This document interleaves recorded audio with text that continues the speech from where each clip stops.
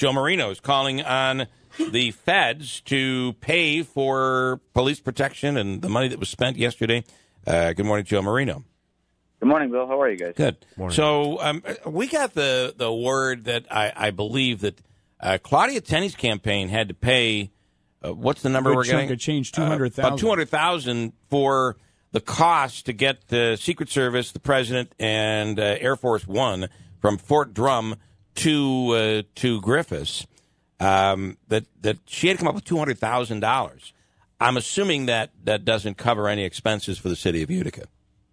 Yeah, what she covered was the federal end of it, and the locality really still has to come up with the rest. And like I said in the release, I'm like everyone. I mean, it's an honor to have a sitting president come to this area. I mean, there's no debating any of that. I mean, regardless of the politics of it, but we have to logistically come up with the rest. And I was waiting for someone to say that they were going to try to get the reimbursement, and it didn't come. So I wrote a letter to Christian Nielsen, the Secretary of the Department of Homeland Security, and asked her if she can come up with our end, because it's only fair. The city of Utica taxpayers shouldn't have to foot the bill.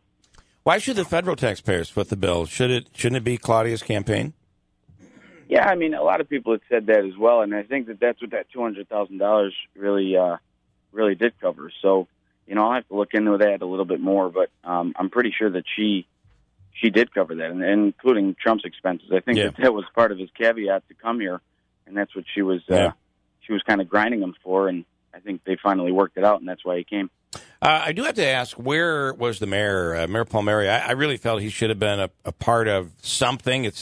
He is the mayor, but I believe that they went directly, from what I was able to gather, that they went directly to the police department and completely bypassed the mayor. And, oh, by the way, he's public safety commissioner.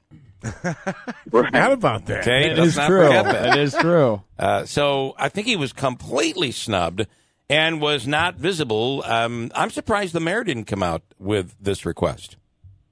Yeah, I mean, again, that's what I was looking for. I didn't see it, and I just, again, I certainly didn't want to go ahead and make this about, do you support Trump or do you not support Claudia? Or I didn't want it about that. I wanted to make sure that I waited till the very last minute to request this payment from the federal government for our police protection and our first responders, and that's what I did. I sent it out late last night, that letter, and I can't answer where the mayor was. I mean, I know that the city looked like a regular Monday to me. I didn't think that was really appropriate, but that stuff, I mean, you'll have to ask him, and he'll have to answer that. I really don't know. I just know that for us, I mean, we deserve the opportunity to be treated just like New York City. Every time New York City has Trump's visit, they get reimbursed for the payment. All right, I guess that's fair. I will tell you, I really felt that the city was bustling to the point where people had to be making money, and outside areas as well.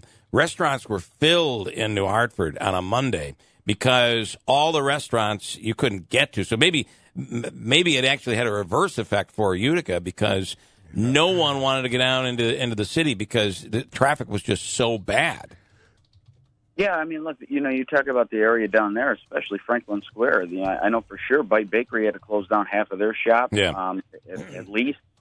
So, again, you kind of take the brunt end of some of this stuff too when the president comes to town. It's not just the good of the spirit of the day.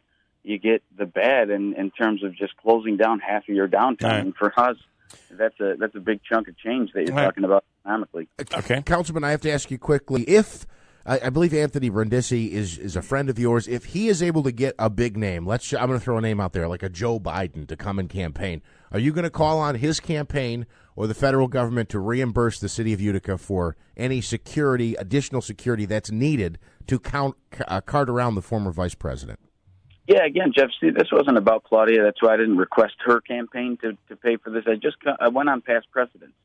So, if in fact I find out, and I had very good word that New York City had been paid, I think Bismarck, North Dakota had been paid for another congressional candidate that had the president in town. If that were the case, I would do the same thing. Again, I'm just looking for the city of Utica taxpayer. if it's happened around the country, then Utica should be reimbursed. Well, in fairness too, I don't think Homeland Security is going to pay for Biden to come here.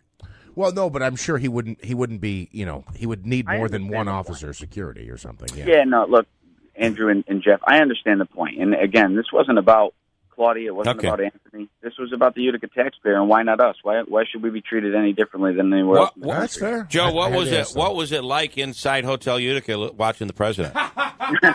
Oh, you weren't there? I was actually, I called Sal Baruso and asked him if I could be a busboy for the day, but he didn't hire me. I got to tell you, Sal, the big winner, he catered both events. Deserved every bit of it. Chesterfield. Well. So, all right, Joe, thanks, man. We appreciate it. And let's see. Let us know if we get some reaction out of this, all right? Yeah, I will for sure, guys. Thanks so much for this time.